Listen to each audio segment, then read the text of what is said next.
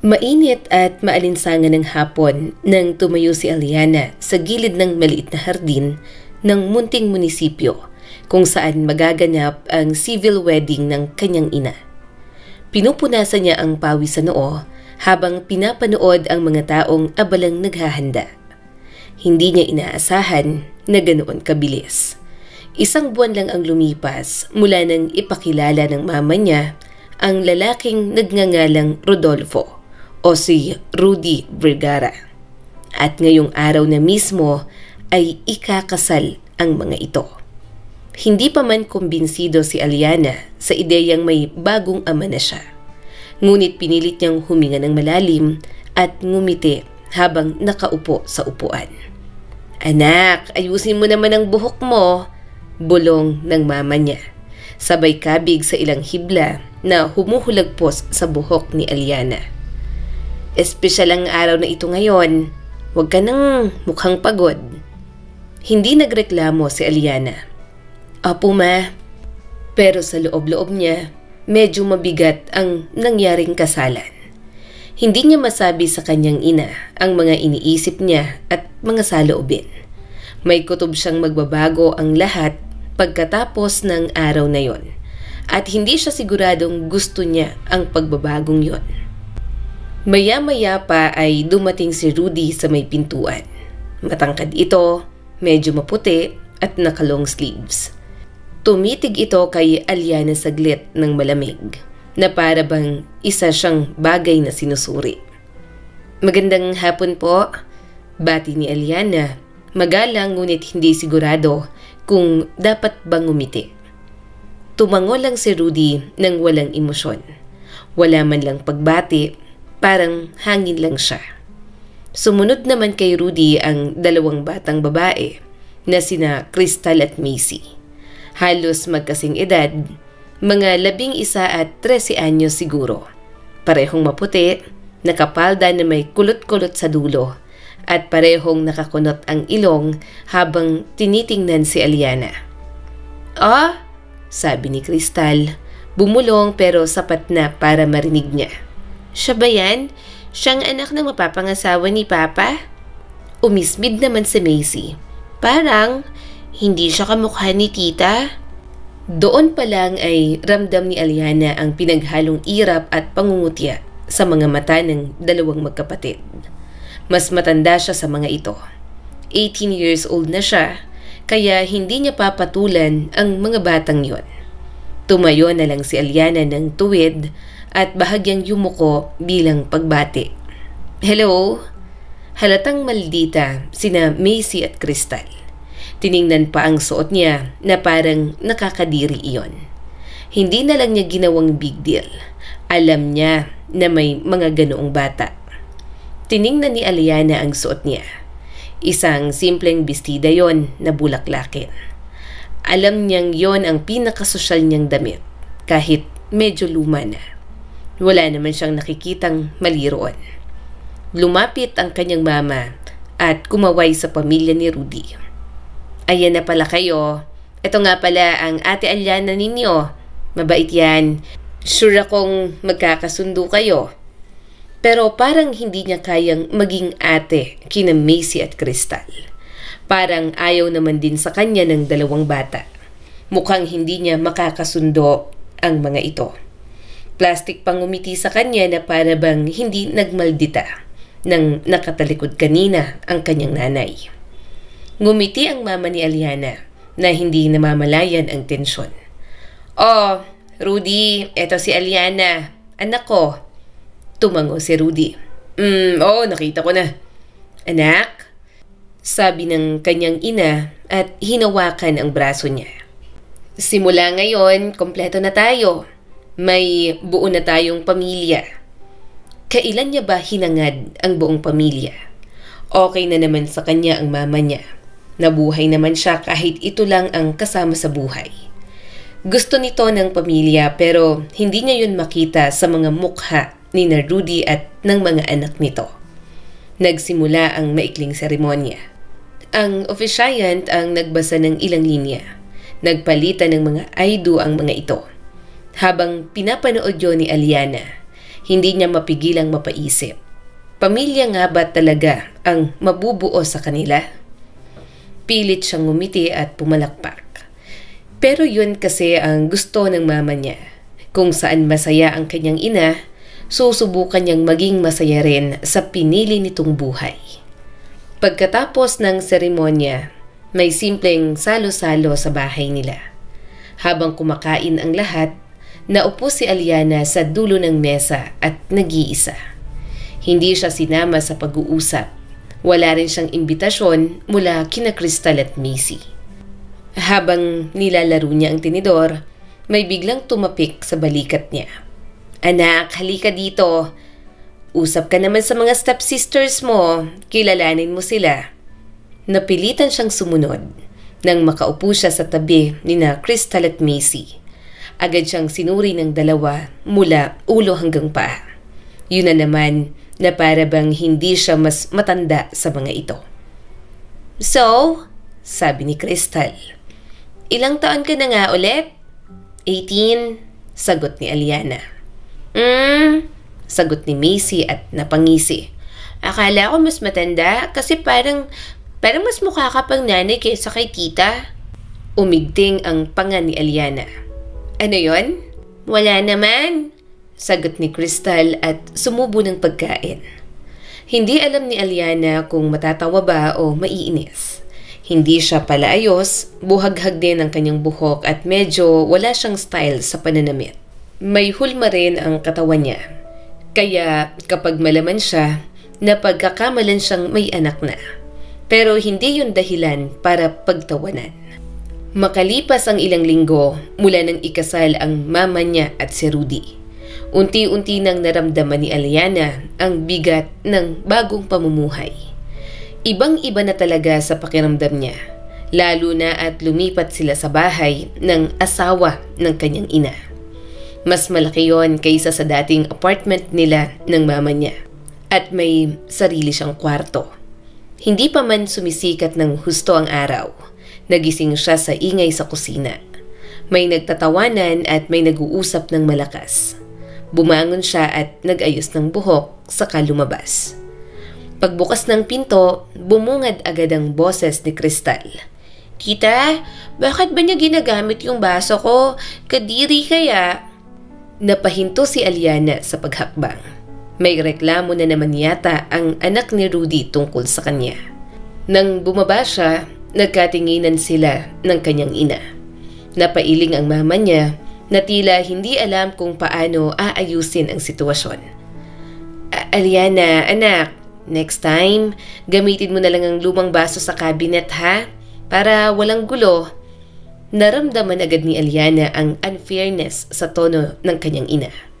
Alam niyang mas matanda siya, pero para makuha ang loob ng mga anak ni Rudy, parang siya lagi ang kailangang mag-give way. Masyadong pinaluluguran ang mga stepdaughters nito na halatang mga spoiled brat, maarte at maldita. "Opo," sagot na lang ni Aliana. "Hindi ko na po gagalawin ang mga gamit nila. Pasensya na. Hindi ko naman po alam na may kanya-kanya silang baso rito." Bumulong-bulong si Macy na nag-aayos ng cereals nito. "Baka may itim pang labi mo, kumapit na rin sa amin." Narinig yun ni Aliana at kahit pilit niyang itago, kumirot ang dibdib niya. Nakakainsulto talaga ang dalawa niyang stepsister. Naiinis siya lalo kapag naiinsulto ng mga ito ang kulay niya. Morena kasi siya, samantalang mapuputi ang mga ito. Kahit ang mama niya ay maputi rin. Namana niya kasi ang kulay niya sa kanyang ama. Pero sa halip na supalpalin ang mga ito, ngumiti siya ng mahina. "Diyan ka sa dulo, Aliana," utos ni Rudy. "Masikip dito sa malapit eh." Napatingin si Aliana sa bakanteng upuan sa tabi ng kanyang ina. Bakante naman yon. Pero tumayo siya, dinala ang pinggan sa dulo at umupo. Wala siyang karapatang magreklamo sa bahay na hindi naman sa kanya. Tiningnan niya ang mama niya pero parang hindi naman yun big deal dito. Napabuntong hininga na lang si Aliana. Habang kumakain sila, Sina Macy at Crystal lang ang maingay. Nag-uusap tungkol sa bagong sapatos, bagong bag at gustong bilhin. Hanggang sa napatingin sa kanya si Crystal. May skincare ka ba? Kasi parang kailangan mo na. Mahal ang skincare niya, no? Dagdag ni Macy. Tapos hindi naman kumagana. Maitim pa rin. Napatigil ang kanyang ina. Hindi siya gumagamit ng skincare. Saka namanan niya ang kulay niya sa kanyang tunay na ama. Hindi na lang nagsalita si Aliana. Wala na siyang pakialam sa komento ng mga ito. Hindi na rin siya umaasa sa nanay niya na maging kakampi niya sa lahat ng oras. Nanay niya ito at alam niyang hindi ito perpekto. May mga pagkukulang sa kanya pero tinatanggap niya pa rin kasi mahal niya ito at ito pa rin ang nagluwal sa kanya. Pagkatapos kumain, nagligpit siya ng mesa kahit hindi siya inuutusan. Nakaugalian niya na yon mula pagkabata. Sinusubukan niya ang best niya na makisama sa bagong pamilya na kasama nila. Yun nga lang, minsan ay nakakapikon ang mga ito. Katulad ng kapag maglalabas siya. Gusto pa ni na Macy at Crystal na isabay ang mga damit nito. Mga wala namang ginagawa. Makalat din sa bahay at walang kusa. Mama niya pa naglilinis at ang pagiging basto sa kanya mas lalo lang lumalabas. Aliana, sabi ng kanyang ina isang beses. Huwag mo nang dibdibin ang mga bata, nagbibiro lang naman sila. Mama, mahina niyang sagot. Hindi po biro ang ginagawa nila. Saka aminin mo ma, may mga ugali talaga silang hindi magaganda. Pinapakisamahan ko lang talaga sila dahil dito tayo nakatira sa bahay ni Tito Rudy at siyang nagpapakain sa atin ngayon kasi wala kang trabaho. Pero kung ako lang mama, mas maiging bumalik ka sa work para may sarili kang pera. Ayaw nga ni Rudy na mag-work ako. Mas gusto niya na nandito ako at inaalagaan kayo. Napahawak ang kanyang ina sa bewang. Sensitive ka lang din sa mga ginagawa ni na Macy at Crystal. Saka, bago pa lang tayo dito, pakisamahan mo muna. Pakikisama. Pero sa pakikisamang yon, ramdam niyang unti-unti nang lumalayo ang kanyang ina sa kanya. Baka isang araw ay magising na lang siya na wala na siyang kwenta para sa nanay niya. Ma, sambit ni Aliana. Minsan, ginagamit nila ang gamit ko nang walang paalam. Kapag ako naman ang gumagamit ng kanila, ang dali nilang magalit. Tinatawag pa akong maitim at mukhang nanay. Pinagtatawanan nila ako, ma. Mas matanda ako pero wala silang respeto. Hayaan mo na. Mas bata sila kaya intindihin mo na lang. Saka mag-diet at mag-ayos ka kasi para hindi ka napupula ang mukhang nanay. Saka yung buhok mo, ayaw mong ipareband. Sabi mo, ayaw mo kasi aksaya sa pera at mas gusto mong mag-ipit. Sabi ng kanyang ina na mas lalo pang nagpababa ng tingin niya sa kanyang sarili. Umiwas ng tingin si Aliana. Para sa kanya, okay naman ang buhok niyang buhaghag. Nanghihinayang siya sa pera na gagastusin sa parlor. Kung magpapareband siya, siguro ay kapag may trabaho na lang siya. Ini-embrace niya rin ang kanyang skin color. Pero sa bahay na yon, palaging may discrimination. Hindi mo malang ako dinidepensahan, mama. Bulong niya. Hindi mo malang ako kinampihan. Tumikhim ang kanyang ina. Anak, hindi ito tungkol sa kampihan. Kailangan natin makisama kay Rudy. Hindi siya sanay sa mga reklamo na ganito. At itong dalawang bata, anak niya. Siyempre, kasama sila sa pakikisamahan natin. Wala nang maisagot si Aliana. Tumalikod na lang siya at humiga. May gustong sabihin ng puso niya, pero wala siyang lakas na ipaglaban pa yon. Kung hindi magiging tahanan ang bahay na yon para sa kanya, gagawa siya ng tahanan para sa sarili niya. Hindi sa ngayon, hindi bukas, pero balang araw, makakaalis siya roon at wala nang sino mang makakapigil. Tahimik ang buong bahay ng umagang yon. Nakaupo si Aliana sa lumang mesa sa kusina. Hawak ang isang susulpot-sulpot na signal sa cellphone.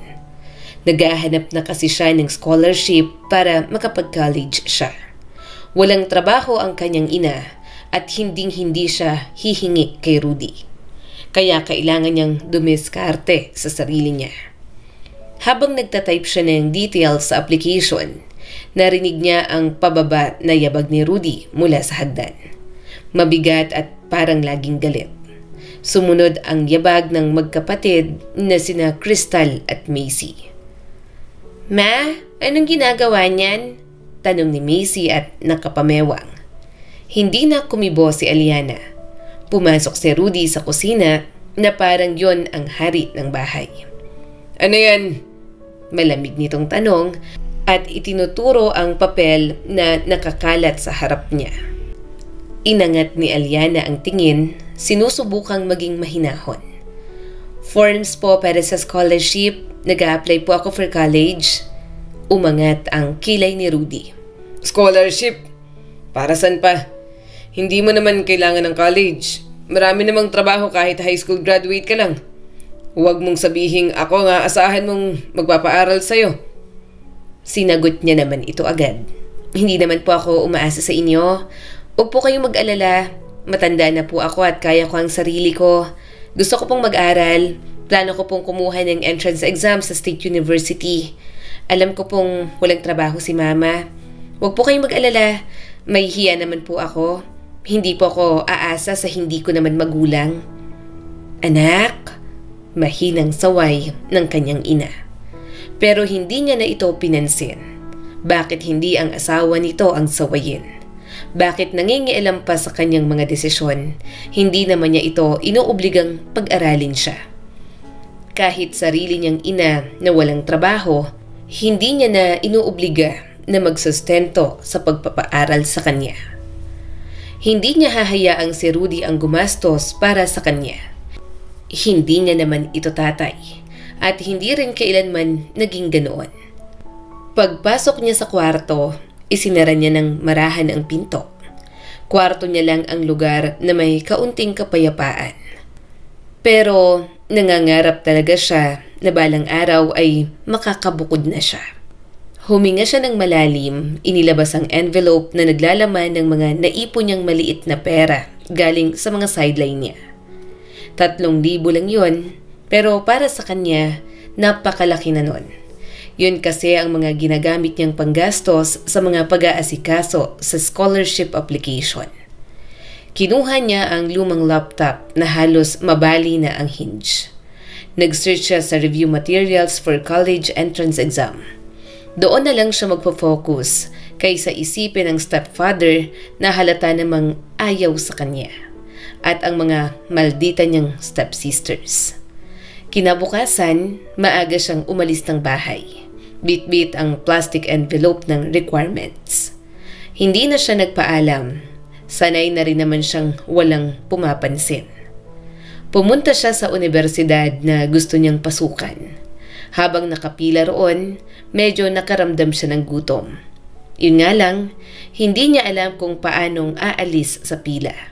Wala siyang kasama, kaya napatingin siya sa kanyang katabing lalaki. Hi. Mahina niyang bati rito, na hindi niya maintindihan kung bakit pamilyar sa kanya. Para kasing nakita niya na ito. Nanlaki ang mga mata ng binata at agad na inayos ang salamin. Hello? Tipid siyang ngumiti rito. "Pwede bang pabantay ng pila ko? Nagugutom na kasi ako. Gusto ko sanang bumili ng pagkain." Napalunok ang binata at hindi makatingin ng diretso sa kanya. Sige, iwan mo na lang ang mga gamit mo. O pwede namang ako ang bumili para sa'yo." Umiling agad si Aliana. Hindi. Nakakahiya. Ako na. Para naman makapamili ako ng pagkain ko. Ikaw, may ipapabili ka? Naglabas agad ito ng 500 sa wallet. Kahit ano. Kung anong sa'yo, yun na lang din ang sa akin." Napangiti siya at tinanggap yun. Nang makarating sa kantin, naghanap siya ng rice meal. Hindi niya alam kung ano ang gusto ng binata, kaya pinili niya na lang ang typical na fried chicken at rice. Bumili na rin siya ng 2 bottled water. Nang makabalik, agad niyang binigay ang para rito. Oo nga pala, fried chicken ang binili kong ulam sa'yo. Napasinghap ito. Fried chicken? Napalingon si Aliana. Bakit? May problema ba? Marahang umiling ang binata. Wala naman. Okay ako sa fried chicken, press. Doon siya natigilan sa tinawag nito. Press? Bahagya itong ngumiti. Ako si Ivan. Same school tayo. Hindi mo siguro ako kilala. Suminghap si Aliana. Kaya pala pakiramdam ko parang pamilyar ka. Pamilyar ang mukha mo. Same school lang pala tayo ng pinanggalingan? May pigil ng ngiti si Ivan at nagsimula ng kumain. Natawa na lang siya. Hindi siya makapaniwala na nakasabay niya pa ito sa pila. Habang kumakain sila, napansin niyang kanin at gravy lang ang kinakain nito. Kahit kaunting kurot sa fried chicken, wala itong ginawa. Bakit hindi mo kinakain ang ulam mo? Tanong ni Aliana.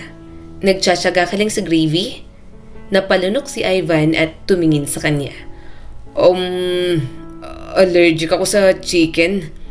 Nanlaki ang mga mata ni Aliana. Ano? Bakit hindi mo sinabi agad? Nakakahiya.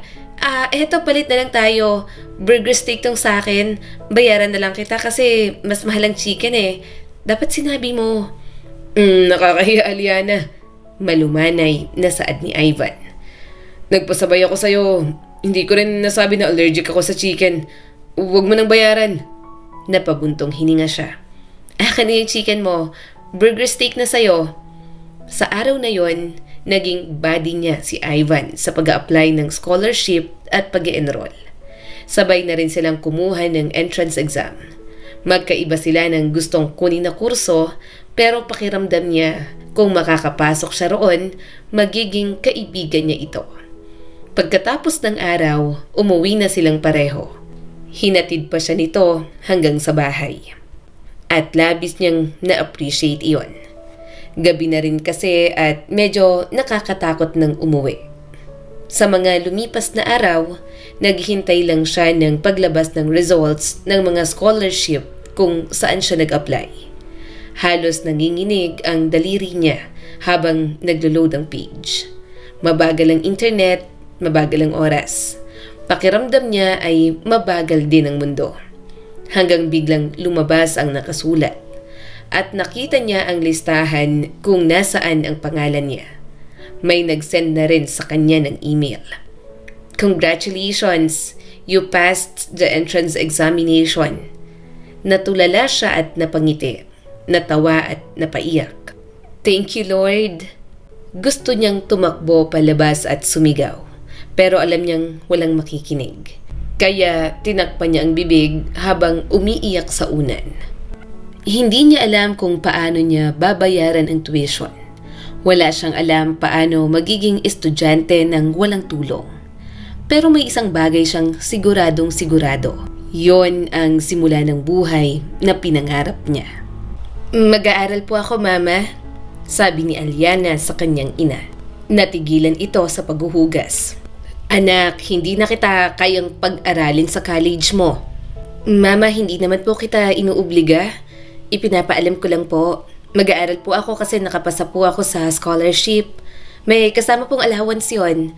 Bukod doon may mga sideline naman po ako sa mga academic commission ko. Kaya ako na po ang bahala sa sarili kong pag-aaral. Napabuntong hininga ito. Sige, ikaw na ang bahala. Basta nilinaw ko na sa'yo ha. Hindi ko kayang suportahan ang pag-aaral mo. Alam mo namang umaasa lang ako kay Rudy. Marahan na lang siyang tumango, kaya nga nagkusa na siya. Siya na ang kumilos para sa kanyang sarili. Alam niyang wala nang aasahan sa mama niya at mas lalong wala mula kay Rudy. Lumipas ang mga buwan, nagsimula na nga siya sa pag-aaral. Wala pa mang liwanag ay gising na si Aliana. Hindi na siya kumain ng almusal doon.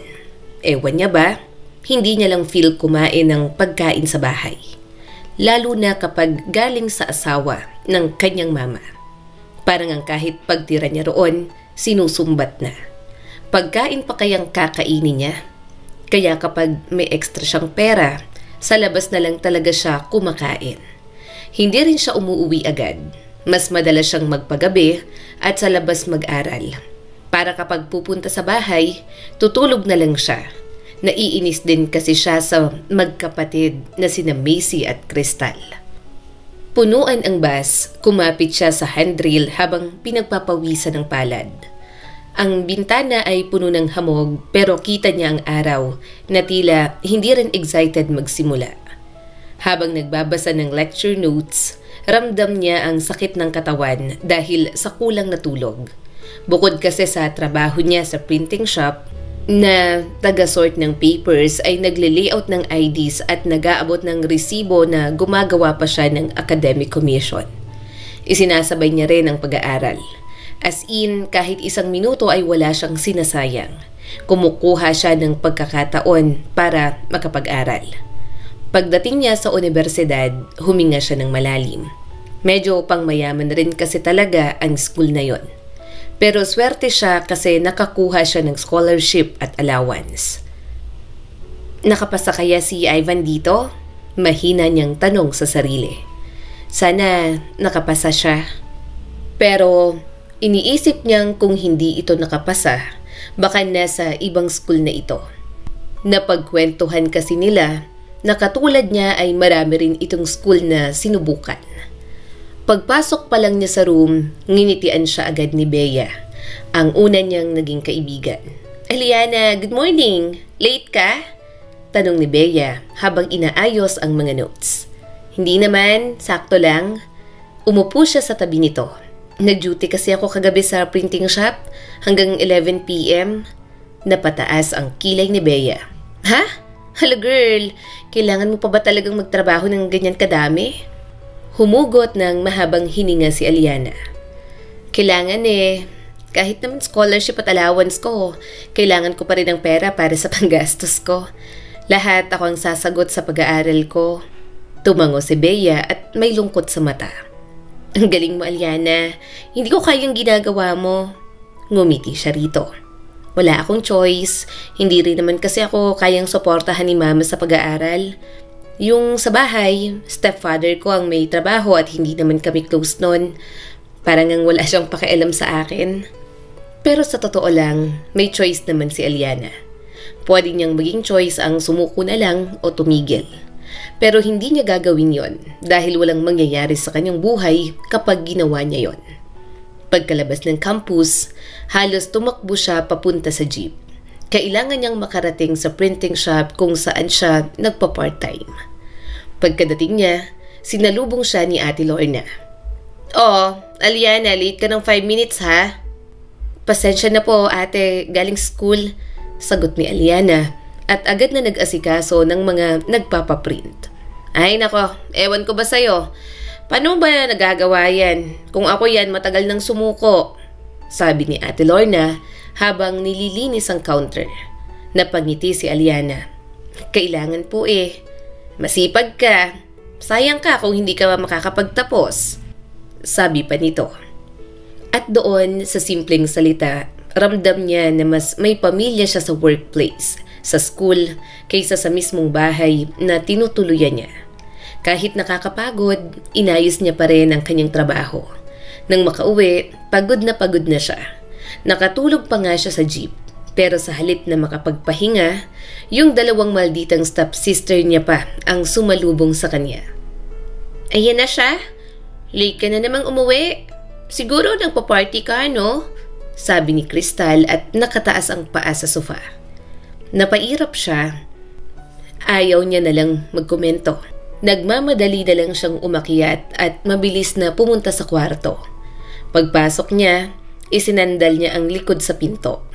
Kung may ibang choice lang talaga siya, hindi na siya uuwi sa bahay na yon. Pero alam niyang mas mahihirapan siyang mag-aral kung pati bahay na matutuluyan ay poproblemahin niya pa. Kaya titiisin niya na lamang. Nang sumapit ang 2nd taon niya sa kolehiyo, mas lalo niyang nararamdaman ang pressure. Parang wala siyang sandali para huminga. Hindi sa bahay, hindi sa eskwela, at lalo na hindi sa sarili. At sa gitna ng mabigat na araw-araw, parang mas lumulubog ang mundo para sa kanya. Quiz ulit bukas? Napabulalas niyang bulong. Nasa library siya, nakayuko sa table na puno ng yellow pad, photocopies at highlighter na halos wala ng tinta. Medyo nagulat siya dahil hindi niya pa nare-review ang scope ng quiz. Wala na kasi siya sa printing shop at inabala na muna ang pag-a-apply sa coffee shop na malapit sa campus. Pero habang nakatingin siya sa mga pahina, lumalabo ang mga letra. Sumikip ang dibdib niya. Parang paulit-ulit na sinasakalang isip niya ng salitang pagod. Isang gabing maulan, traffic sa Espanya, nasa jeep si Aliana. Basang-basa ang bag na nakaplastik pero hindi niya ininda. May hawak siyang reviewer at kahit umaalog ang sasakyan, binabasa niya pa rin. "Day, baka mahilo ka niyan," sabi ng isang ale na katabi niya. Ngumiti naman si Aliana. "Ayos lang po, sanay na po ako mag-aral sa biyahe." "Abay, ang sipag mo naman," ani ng ale. "Sana, ganyan din kasipag ang anak ko na mag-aral." Napangiti si Aliana pero hindi na nagsalita pa. Ayaw niyang ikwento ang totoong dahilan kung bakit kailangan niyang magsumikap. Dahil walang ibang gagawa nun para sa kanya. Bawat saglit na tigil ng jeepney, nagbabasa siya. Bawat arangkada, sinusulat niya ang notes sa gilid ng reviewer. Para siyang sundalong nasa giyera na walang pahinga. Ganoon naman palagi, basta nag-aaral siya, hindi na nga siya tinatanong ng kanyang ina kung ano bang nararamdaman niya. Kung okay pa ba siya o kung kinakaya niya pa ba. Mas naging nanay na ito kina Macy at Crystal. Inintindi niya na lang. Palagi niyang inuunawa dahil siya ang mas nakakatanda. Marami na siyang ginagawa sa buhay para makipagkompetensya sa mga stepsister niya. Isang araw, habang pauwi galing sa school, bahagya siyang natigilan nang makita si Macy. Alam niyang may pasok ito dahil magkakasabay pa nga silang umalis kanina ng bahay. Kaya nagulat siyang makita ito na hindi na nakasuot ng uniform. May kasamang lalaki at ang mas nakakagulat sa lahat, mukhang papasok sa inn ang mga ito. Pasakay na sana si Aliana ng jeepney pero nagbago ang isip niya. Maaring maldita sa kanya si Macy pero hindi kaya ng konsensya niya na pabayaan ito. "Macy!" Tawag niya rito at agad na hinawakan ng braso.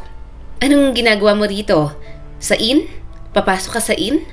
Sino yung kasama mo? Ano, may pasok sa skula? Nag-skip ka ng classes mo?" Umismid naman si Macy at agad na tinanggal ang kamay niya sa braso nito. "Sino may sabing pwede mo akong hawakan ng basta-basta? Huwag kang mangialam." Napailing si Aliana. "Macy, ano ba?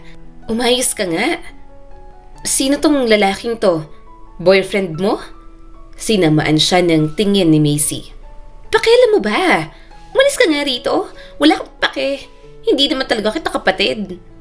"Hindi mo ko kapatid, pero nasa isang bahay tayo at concerned pa rin ako sa'yo. Ang bata mo pa. 14 ka pa lang. Bakit papasok ka sa inn na may kasamang lalaki?" Naiinis niyang tanong dito bago lumingon sa kasama nitong binata. "At ikaw naman, ang bata-bata pa niyan, hinihikayat mo nang pumunta sa ganitong klase ng lugar?" Hindi na nakapagsalita ang lalaki. Itinaas nito ang mga kamay at umatras. Mukhang ayaw yata ng gulo, kaya umalis na agad. Tinawag pa ito ni Macy pero pinigilan na ni Aliana. "Ano ba?" Bahagya siyang nasampal ni Macy. "Bakit ka ba pakialamera? Hindi kita kapatid, kaya huwag kang mangialam na para bang ate kita." Umawang ang bibig ni Aliana. "Hindi mo ako ate pero hindi mo ako mapipigilan na maging concerned sa'yo. Saan mo namit ang lalaking yon? Ha? Mukhang mas matanda pa sa akin. Alam ba ni Tito Rudy to? Ang bata mo pa pero ang mga ganito nang inaatupag mo. Nagawa mo pang sampalin ako? Nagmamalasakit lang naman ako sa'yo. Bata ka pa at mukhang hindi mo alam ang ginagawa mo." Malakas siyang itinulak ni Macy. "Bakit? Magsusumbong ka? Huwag kang pakailamera. Hayaan mo ako sa gusto kong gawin. Huwag kang epal dahil hindi naman ako makikinig sa'yo. Hindi kita ate. Bago pa makapagsalita si Aliana, nilampasan na siya nito. Wala na siyang ibang nagawa kundi ang mapabuntong hininga na lamang. Wala naman nga dapat siyang pakialam. Pero hindi niya maaatim na hindi maging concerned kay Macy. Pero habang pauwi, nadadama niya ang sampal nito sa kanya. Doon niya napatunayan na parang wala lang talaga siya sa bagong pamilya ng kanyang ina. Wala siyang halaga sa mga ito. Kaya bakit niya pa ba pahahalagahan ang mga ito? Pagka-uwi, nadatnan niya sa labas si Macy. Agad siya nitong hinarangan. Huwag kang magsusumbong, maliwanag. Pagod niya itong tiningnan. Wala akong balak magsumbong. Na-realize ko na hindi rin pala worth it na mag-alaga at magbigay ng malasakit sa'yo. Bahala ka na sa gusto mong gawin sa buhay mo. Hindi na ako mangingialampat, hindi na ako mag-aalala. Pumasok na siya sa bahay at hindi na ito pinansin pa. Basta para kay Aliana, hindi siya nagkulang ng paalala rito. Hindi na siya mamimilit kung ayaw talaga nito. Lumipas ang mga taon, dumating ang graduation ni Aliana. Ang araw na ilang taon niyang hinintay, pinagpuyatan at ipinaglaban. Ngunit habang inaayos niya ang modern Filipiniana sa harap ng salamin, walang saya na makikita sa mukha niya. Hindi dahil hindi siya masaya, kundi dahil wala siyang umaasang darating. Si Aling Lorna na nga lang ang inaya niyang sumama sa kanya. Mas inuna kasi ng kanyang ina ang bakasyon kasama ang pamilya nito. Tahimik ang bahay. Walang nagtanong kung may kailangan ba siya. Walang nagsabing congrats, walang nag-abang ng sasabay sa kanya. Pagdating niya sa venue, medyo marami ng tao. May mga magulang na abalang mag-ayos ng sablay sa mga anak. Mga tito at tita na panayang selfie, mga kapatid na mas excited pa sa graduates. Masayang ingay, tawanan, yakapan. Si Aliana naglalakad mag-isa. Mabuti na lang at nakaabot si Aling Lorna. Aliana, pasensya ka na. Nahuli ako. Wow naman, ang ganda-ganda mo. Sa wakas ay graduate ka na. Ngumiti siya rito. Kaya nga po, salamat po ulit sa pagsama sa akin. Pasensya na po sa abala. Ano ka ba naman? Wala yun. Masaya akong maihatid ka. Isa ako sa mga naging saksi kung paano mo pinaghirapan ang lahat ng ito. Sa akin ka pa nga umuutang ng pangpaprint sa thesis mo, di ba? Nasira ang laptop mo, kaya sa amin ka nakikicomputer. Muntik na siyang maluha. Ganun nga ang kanyang gawain. Mas naging takbuhan niya pa yata si Aling Lorna kaysa sa kanyang ina. At nagpapasalamat siya na kahit paano ay may mababait na taong nasa paligid niya. Pagpasok ng batch nila sa auditorium, malakas ang palakpakan. May mga sumisigaw ng pangalan ng mga kaibigan at anak. Si Aliana naglakad na lang ng tahimik. Pero hindi siya yumuko. Hindi niya itinago ang mukha. Pinagmasdan niya ang buong paligid. Hindi para hanapin ang pamilya niya, kundi para tanggapin ang katotohanan na wala ang nanay niya roon. At okay lang yon dahil nandoon naman si Aling Lorna. Bachelor of Science in Business Administration. Tinutukan ng spotlight ang hanay nila. One by one, please approach the stage. Nang matanggap niya ang diploma, nakangiti siya ng malawak. Pero nang makababa at makabalik sa upuan, doon niya hindi napigilang umiyak. Dahil sa wakas, sulit ang lahat ng pagod niya. Sa wakas, nahawakan niya na ang bunga ng kanyang paghihirap at pagsisikap. Aling Lorna, libre ko na lang po kayo. Nakangiting sabi niya rito. Tumawa naman ito. Huwag na. Sa bahay na lang tayo mag-celebrate. Pinaghanda ka namin ng mga anak ko.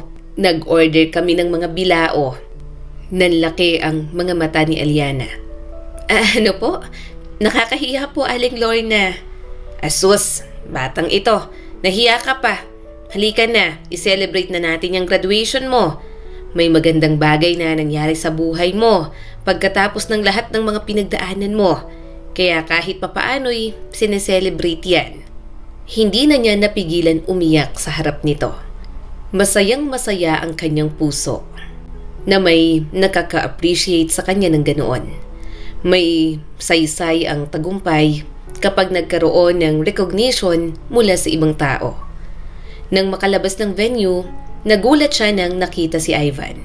May dala itong isang bouquet ng mga bulaklak. Alam niyang may pinsan itong nag-aaral doon. Nang second year kasi siya, nalaman niyang hindi ito nakapasa kaya sa ibang school nag-enroll. Nasa middle class naman ang pamilya nito kaya marami pa rin itong option. Gayunpaman, nakausap niya pa rin ito sa social media at medyo naging friends din sila. "Hi, nandito ka para sa pinsan mo?" tanong ni Aliana.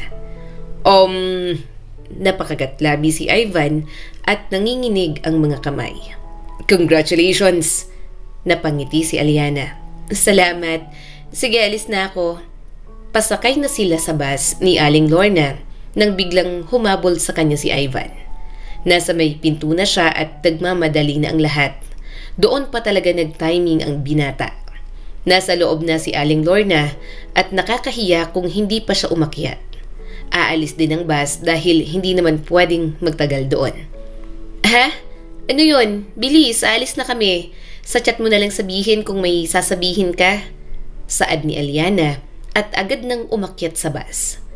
Nang makaupo siya sa tabi ni Aling Lorna, nanlaki ang mga mata niya nang makita si Ivan na sumusunod. Hawak pa rin ito ang mga bulaklak at halatang kinakabahan. Sa laki ng bouquet, nakatayo pa ito sa gitna habang umaandar ang bus. Talagang napapalingon dito ang lahat. "Bakit ka sumunod?" tanong ni Aliana. Nanginginig ang isang kamay na inabot nito ang bouquet ng mga bulaklak. "Palagi kang abala sa buhay mo. Ayaw kitang abalahin dahil mas gusto mong gugulin ang oras mo sa pag-aaral. Kaya naghintay na lang ako hanggang sa makagraduate ka." Kumunot ang noo niya. "Ha? Naghintay ka? Bakit ka naman naghintay?" Muling napalunok si Ivan. "Naghintay ako kasi matagal na ako may nararamdaman sa'yo, Aliana. Pwede ba akong manligaw?" Medyo napatili ang mga nakarinig nun sa bus. Si Aling Lorna na nasa tabi niya'y kilig na kilig din. Si Aliana, hindi makapaniwala sa binatang nasa harap niya. Matagal na pala siya nitong gusto, hindi naman siya kagandahan. Kung may naayos man sa kanya, medyo nabawasan ang kanyang timbang at nakapagpa-straight na siya ng buhok. Pero kung sinasabi nitong simula high school pa lang na gusto siya nito, parang ang hirap yatang maniwala. Tinanggap ni Aliana ang mga bulaklak para hindi mapahiya si Ivan. Salamat sa mga bulaklak." Nagsalita si Aling Lorna. "Sama ka sa amin, kakain kami sa bahay. Pinaghanda namin tong si Aliana. Akala namin wala itong love life. May lakad ka ba, iho?" May pinipigil ng ngiti si Ivan. Wala po. Bala ko rin po kasi talagang makausap ng mas matagal si Aliana." Pagdating nila sa bahay ni Aling Lorna, bumungad agad ang maliwanag na ilaw mula sa loob. Hindi niya inaasahan na may ganoong paghahanda para sa kanya. May mga taong nag-effort kaya hindi niya yon kayang baliwalain. "Pasok! Pasok!" Masayang sabi ni Aling Lorna habang binubuksan ng pinto. Pagpasok nila, sumalubong ang dalawang anak ni Aling Lorna na sina Ate Nika at si Dodong. "Ate Aliana, congrats po," sabi ni Dodong na may hawak pang maliit na kartolina na may nakasulat na congratulations. Napahagik-hik si Aliana. "Salamat sa inyo, Dodong. Ate Nika." Si Ivan nakatayo lang, medyo stiff at parang hindi alam kung saan lulugar. Napansin niyo ni Dodong at siniko si Ivan. "Kuya, boyfriend ka po ni Ate Aliana?" Hindi pa," sagot ni Ivan. Nagtawanan ang pamilya ni Aling Lorna. Si Aliana naman napahawak sa ulo at napapikit. Bakit ba kailangan ng ganoong eksena ngayong gabi? Lumapit si Aling Lorna at ngumisi. Iho, halika na rito. Huwag kang mahiya. Kumain ka lang. Kain lang ng kain." Sumunod si Ivan na parang robot. Opo, sige po." Pagkaupo nila sa mesa, Binuksan ni Aling Lorna ang takip ng bilao. Sumabog sa hangin ang amoy ng pansit, lumpia, fried chicken at puto. "Kumain ka ng marami, Aliana," sabi ni Aling Lorna kay Aliana. "Ang hirap ng pinagdaanan mo. Deserve mo ito." Hindi maiwasang mapaluha ulit ni Aliana. Hindi niya talaga mapaniwalaan na may mga taong nagmamahal ng ganito kahit hindi niya kadugo. Habang kumakain sila, napatingin siya kay Ivan. Tahimik lang ito at paminsan-minsan ay sumusulyap sa kanya. Parang may gusto pang sabihin. Napangiti ito habang tinitingnan ang plato. "Aliana, pwede ka bang makausap mamaya? Yung tayo lang?" Napatigil ang kutsara ni Aliana. "Ivan, bakit ako ang gusto mo?" "Hindi ko rin alam. Basta gusto kita. May dahilan ba dapat yon? Hindi ko rin kasi maipaliwanag kung bakit ikaw. Bakit ikaw ang gusto ko noon pa man at hindi nagbabago yon. Hindi kita pipilitin." Mabilis na sabi ng binata at halatang kinakabahan. "Hindi kita hahabulin kung ayaw mo talaga. Pero gusto ko lang sabihin ng diretso, ng buong respeto, na matagal na akong humahanga sa'yo." Hindi niya alam kung ano ang isasagot. Hindi pa niya ramdam ang magkaroon ng love life. Hindi pa kaya ng utak niya. Hindi pa handa ang puso niya. Nasa phase pa siya ng pagbuo ng future. Pagkatapos kumain, lumabas na siya ng bahay. Sumunod naman agad si Ivan. Huminga siya ng malalim nang harapin ito. "Ivan, salamat. Hindi ko ina-expecto pero okay lang kung hindi mo ako gusto." Mabilis nitong sabi. "Hindi ko naman hinihingi na sagutin mo ako ngayon." Nagtama ang kanilang mga mata. "Gusto ko lang malaman mo na hindi kita ginustong ligawan nung may problema ka pa. Hindi ako ang tipo ng lalaking susunggab sa mga taong mahina. Gusto ko kapag naligawan kita hindi ka takot, hindi ka nasasaktan at hindi ka naghihirap. Gusto kong manligaw sa panahong napoprotektahan mo na ang sarili mo. Panahong kaya mo nang pumili ng malaya at walang bigat na iniisip." Marahan siyang napalunok. "Ivan, hindi ko pa alam ang sagot. Hindi pa ako ready?"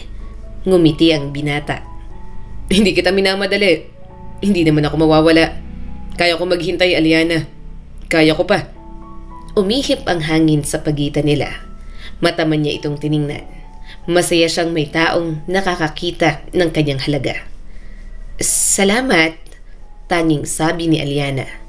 "Sa paggalang, sa paghihintay at sa pagiging tapat mo sa akin, Ivan." Napakamot ang binata at nahihiyang yumuko. "Gusto mo ihatid na kita pa uwi mamaya?" Marahang tumango si Aliana at napangiti na lang. "Sige." Pakiramdam ni Aliana ang ganda-ganda niya. Hindi niya pala kailangan ng lahat ng tao para i-appreciate siya. Kailangan lang niya ng isa na titingin sa kanya ng sobra, na siya lang ang maganda, magaling at kaaya-aya para rito. Pagkatapos ng graduation, nagsimula na siyang maghanap ng trabaho. Maaga pa lang ay nasa harap na si Aliana ng malaking gusali sa Ayala Avenue. Kita niya ang salamin na nagre-reflect sa araw, ang mga empleyadong naka-corporate attire, ang tunog ng jeep, bus at mga taong nagmamadali. Nasa kamay niya ang maliit na folder na may resume at requirements. Kinakabahan man, hinawakan niya yon ng mahigpit. Pag-akyat niya sa 14th floor, sinalubong siya ng malamig na aircon at amoy ng bagong photocopy ng mga papel. May receptionist na ngumiti sa kanya. "Good morning, ma'am. Interview?" "Yes," sagot ni Aliana. "Second door to the left po." Tumango siya at naglakad. Tahimik ang hallway. Pagpasok niya, may 4 pang applicants. Nakaupo ang mga ito at mukhang kinakabahan din. Nang tinawag na ang pangalan niya, bumilis ang tibok ng kanyang puso. Huminga muna siya ng malalim bago pumasok sa maliit na conference room. May 2 HR officers at isang supervisor doon. "Tell us about yourself," sabi ng HR. Huminga ng malalim si Aliana. "I am Aliana Lopez. I just graduated from my course which is Business Administration.